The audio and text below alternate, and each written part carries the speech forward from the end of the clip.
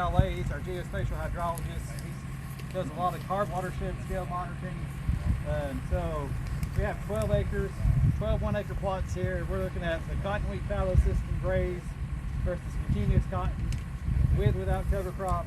This would be a mixed species cover crop, cotton wheat fallow, just like we have up in that field.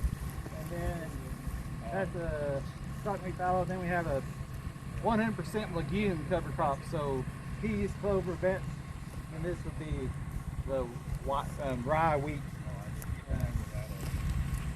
I'm trying to say peas in this one. But so this is cotton wheat fallow. Then we have continuous cotton, and then we have legume versus the mixed species cover crops. But this is water quality monitoring. So if it ever rains, so some people blame me and Srini for installing this stuff, because once you install all this water quality monitoring stuff, it doesn't rain. Yeah, so we apologize, but I think we've had one rainfall event in 3 years. It's that 3 inches back in August of 22. Srini, he's going to tell you a little bit about what he's doing modeling wise and how he's using information that we would get. Go ahead, Tim. Good morning, everyone. So my name is Srini Ale. I'm an agrohydrologist at Vernon Center. I've been here for the last 14 years, and I'm an ag engineer by training. And a lot of work we do is focused on modeling. So whether it is crop growth modeling or ecosystem modeling or water quality modeling. So what we do basically is, we take the data from our colleagues, as Dr. Pinchak mentioned. Paul and Katie, I work very closely with them, and so what we do is, this modeling is basically complementary to the field experiments, and once we train them or evaluate them based on the field experimentation, then we can use them as tools to simulate the long-term effects of changes in management, or changes in climate, or changes in land use.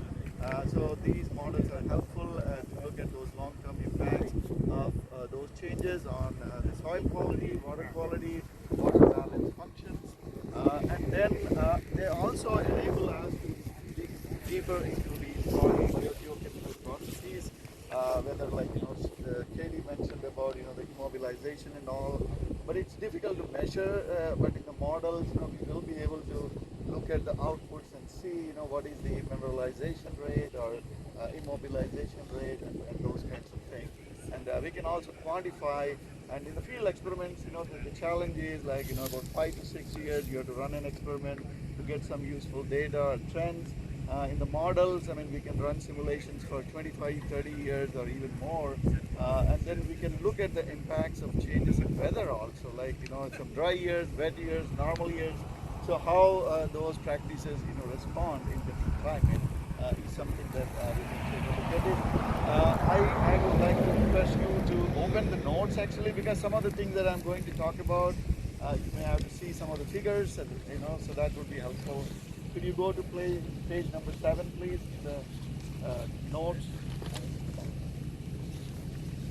So I'm going to share some of our modeling results related to these regenerative ag practices, basically looking at the long-term impacts of cover crops, no-till, and then also pasture cropping, and how it impacts soil carbon sequestration, or soil water availability, or the crop productivity.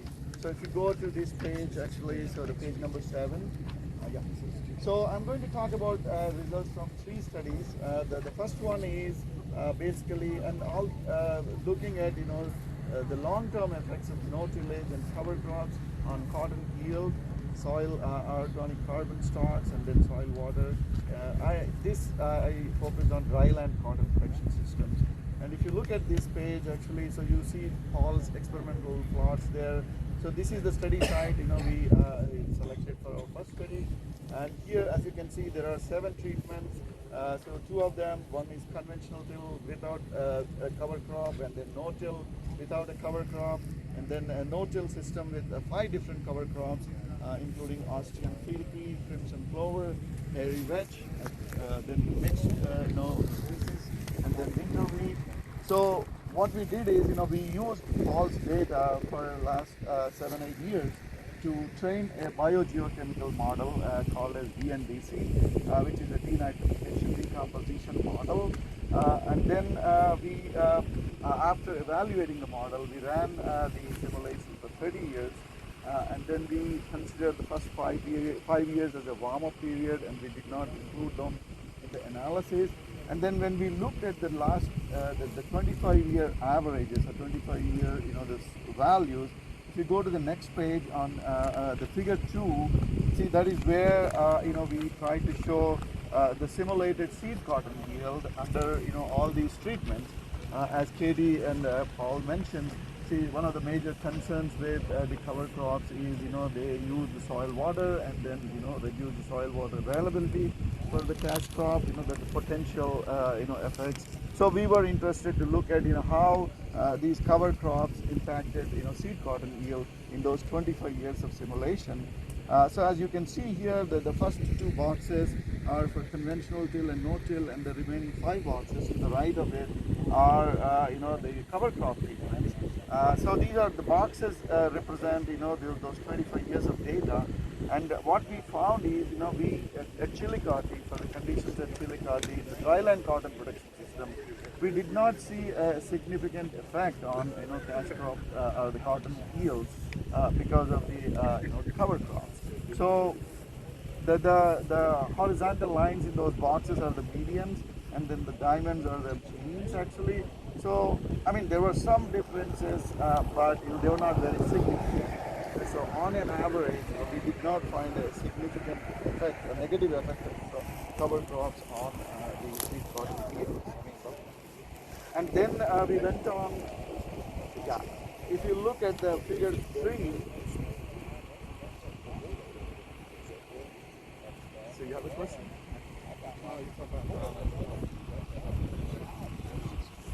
Ain't bad for dry land crops. We can't go there. Every once in a while, we get 800 pounds, that's damn good cotton. Oh, this is a seed cotton yield. Actually, it is a seed plus lint yield. It's not just lint yield. Yeah. Oh, Sorry so about it's that. not really going, you're not making like a bale of acre. Yeah, so I forgot to mention, it is a seed plus lint yield. Oh, That's why you look at those numbers, higher numbers.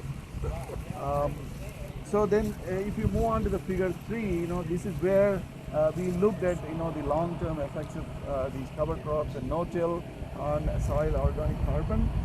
Again, as I said, these are 25 years of simulations. Those first 5 years, and then when you look at basically what it tells us is, the amount of soil organic carbon added, depended on basically the biomass. So higher the vegetation or the biomass, from those cover crops, higher is the carbon, added to the soil. So with Austrian pea and then, hairy vetch, about 1.5, 1.4 tons per acre biomass, they have added approximately about 210 or 220 pounds of carbon per acre per year. So at that rate, they added soil organic carbon in the simulated experiment, and then followed by the mixture, and then crimson clover and wheat. And what we found is, if there is no cover crop in the dryland system, even under no-till, we saw about 9 pounds of carbon reduction or loss per year on an average. So in these cotton production systems, because this cotton adds much less residue to the soil. So these are the results about the soil organic carbon. And then when we went on to look at how the wheat cover crop termination affects the timing affects the wheat cotton yield. So in the next figure, the figure 4, what we did is in this experiment we have simulated 6 different the termination timing, 1 week before cotton planting all the way up to 6 weeks before cotton planting. And as expected, when we delayed the cover crop termination, the cover crop biomass increased, but it has a negative effect on the seed cotton yield. If you terminate closer to the cotton planting, there is a significant reduction in the seed cotton yield. If you look at the next figure, figure 5, so there we showed basically how the simulated soil moisture was under all these systems.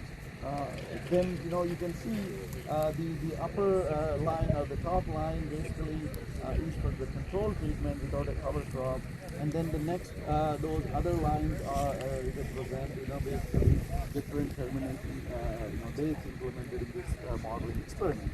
So basically what happens here is between May and June and up to mid-July, you can see a reduction in the soil water with the implementation of the cover crops. Of course, that reduction varied according to the termination timing.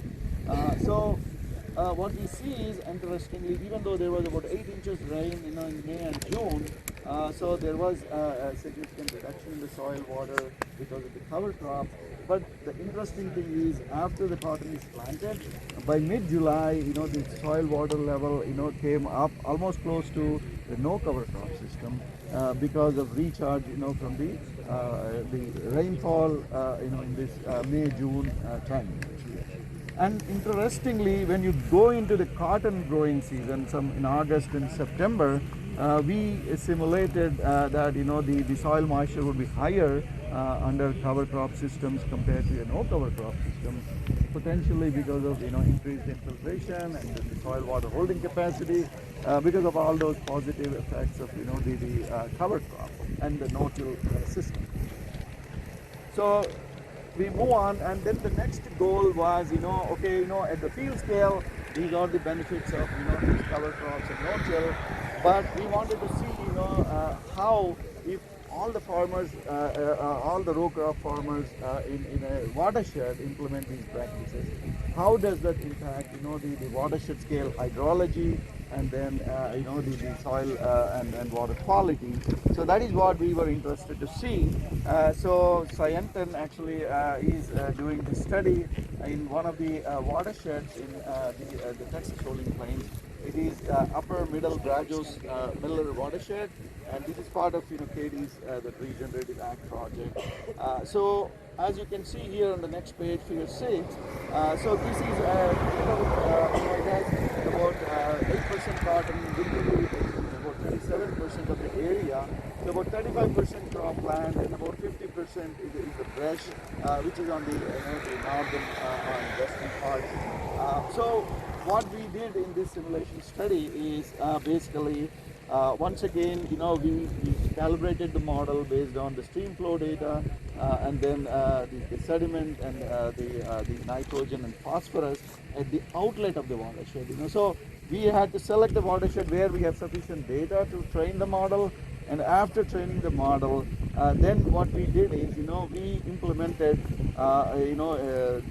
change in tillage management. So we assumed, okay, what if all the cotton and winter wheat producers in the watershed change from conventional till to no-till? How does that impact the crop yields and also the stream flow pattern and the water quality, sediment losses, and all those things. So if you look at figure 7, for example, so here we compared the model simulated the yields, cotton yields, with the NAS reported the cotton yields for 2 counties, Haskell and then Stonewall. So as you can see, the red bars are for conventional till, and then the green bars are for no-till. And we saw almost in every year, because of change in management from conventional till to no-till, there was an increase in seed cotton yield, as per these model simulations. And on an average, if you look at for those 25 to 30 years of time period, so there about 12 to 16% increase in dryland cotton yield was simulated by the model. And then the bottom figure, the figure 8, shows the same result for irrigated cotton yields. And then we also see a 9% increase approximately in the cotton yield because of change in management from conventional till to no-till. And on the next page, in figure 9, we compared the winter wheat yields. We did not see any significant change in the winter wheat yields because of change in the tillage management. And the most important result is, in the figure 10, as a hydrologist, I was really fascinated about this, result. So here what we did is, we compared the stream flow at the watershed outlet when, the management was changed from conventional till to no-till. And what we found here is, interestingly, about 4% reduction in the stream flow because of change in management from conventional till to no-till. See, this has a huge implications on the downstream areas, especially the flood risk. See, when the stream flow percentage is reduced, we are also looking more into the the frequency of high flow events and those things. What we found is basically because of change in management, the peak flow rates would reduce, and also the magnitude of the stream flow reduces, and then because of that there is less sediment loss, there is less nutrients, nitrogen or phosphorus loss. So those are some of the things that we are going to still continue to work on, and then see how those changes in management. We are also going to simulate other scenarios like adding cover crops to this system and adding livestock integration, and then also looking at rotations, crop rotations. The change from monoculture cotton to cotton wheat rotation or cotton sorghum rotation. How does that impact the watershed hydrology and watershed foliage, and then the crop productivity.